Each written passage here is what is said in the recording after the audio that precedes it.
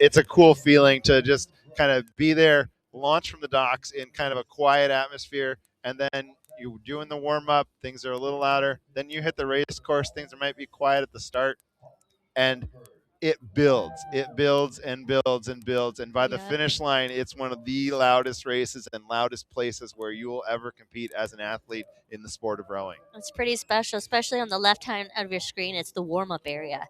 So crews make a circuit of just going back and forth, warming up. You can see a crew on the left. I'm pretty sure that's the one of the women's crew for the Windermere Cup doing their final warm up series as the men are locked in to their stake boats, getting lined up. Who do we have? We'll take a look at these two crews. So really talented crew from New Zealand. One of the things that this is preparing them for is this is the kind of group that is now working to prepare and enter the New Zealand system for the 2028-2032 Olympic cycles. So pretty exciting for these guys to get a chance to race internationally, and those black blades with the fern on them. We'll see how they can do. I got a start to this Windermere Cup men's 8, New Zealand versus Washington, one of the strongest rowing nations around, one of the strongest collegiate programs around, going head to head for the Windermere Cup. So the night spritz was a little telling at 600 meters in the opposite direction, starting in the cut, leaving the cut, and the Huskies got New Zealand, but that was just 600 meters. This is a very tight race. This is a close one. New Zealand here has upped their game in this first 500. Yeah, they saw that Husky start yesterday. They know what they got to do. We'll see these two crews. I like what we see. They're both close together. Very good high stroke rates. I'm going to try to check a quick rate check for the Huskies, about 47 strokes per minute there. New Zealand almost stroke for stroke. These two crews side by side. Really strong start for both of these crews. But we'll go through that New Zealand lineup really quick. Harry Malloy, Flynn Watson, your stroke man, Oliver Welch, Josh Vononovich is the 6th man, Zach Rumble, Ben Taylor, Campbell Crouch in the 3 seat, 2 seats, Cody Johnson, and bowman Henry Kirk, led by Coach Mike Roger. Good push by Washington when they set the pace there, when they hit that shift stroke, that settle stroke, Mary. That's a big stroke of the race. Really powerful for Washington. So first 500 meters is done, and so this second 500 meters, now they have to just let the boat go. They have to trust. I mean, it's raw power because you don't want to get ditched because it's just one other boat you're racing. But now is the time to own your rhythm because now it's time to get to work. It's middle 1,000, and it seems like the Huskies just need to relax just a little bit because they're in the lead. Just own it just a touch more, and then they'll get 2 more seats. Yeah, but this New Zealand crew has the power and certainly has the capacity technically to keep up with Washington. We'll see. So, last week, Washington trailed California early on. California hit that spot where you thought, oh, California could end this race. Washington with a fantastic response and move back in. There's your Husky lineup for you. Nick Dunlop is the coxswain. Ryan Smith in the stroke seat. Harry Fitzpatrick, Giuseppe Bellomo in the 6th seat. Sam Ford, Logan Ulrich, Jonathan Wagnorad in the 3 seat, Ben Short and Blake Vogel in the bow for the Huskies.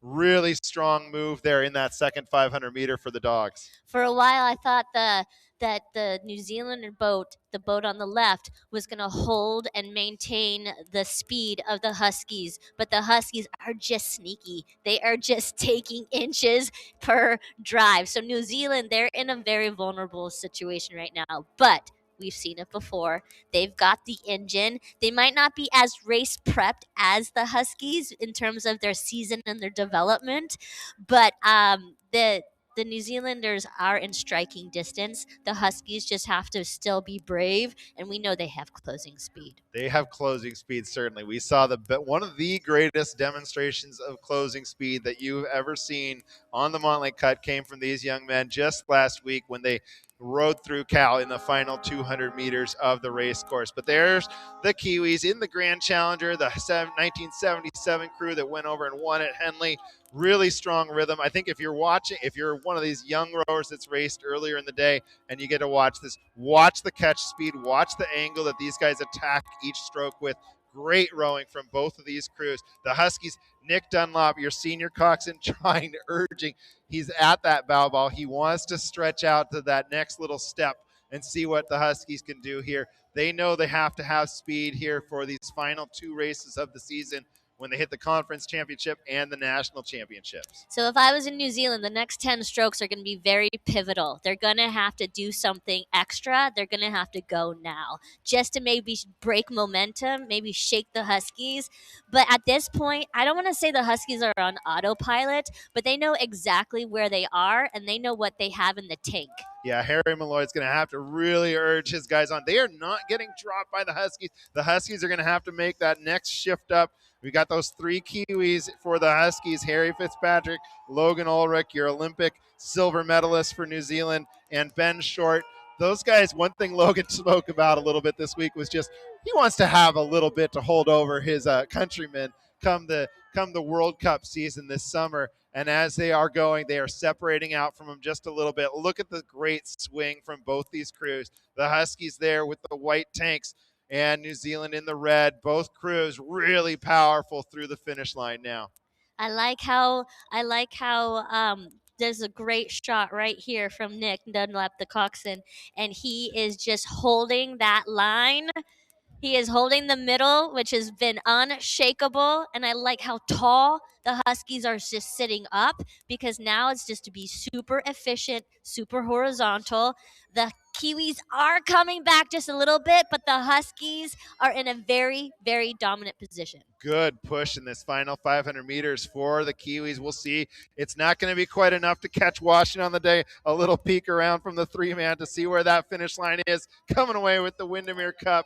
There's Washington with the win over New Zealand. A good race, solid race for those 2 teams. So good race by New Zealand, challenging Washington, not letting Washington get to the point where they were comfortable the whole way down the race course. And from the last weekend of racing with the Cal Duel to now upgrading to the Kiwis, I think the Huskies are really, really owning this first 1,000, because they know that that second 1,000 is one of their greatest strengths. So now it's just like special teams time. Special teams, what I call it, is the first 500, closing speed, and you know that they just don't slow down in the 1,000, middle 1,000. So Coach Callahan's got to be pretty psyched with that race for those guys, coming away 1.4 seconds ahead of New Zealand. There's your unofficial times: 5:30.139 for the Dogs, 5:31.57 for New Zealand. So as Mary spoke about, just times a little different than last week.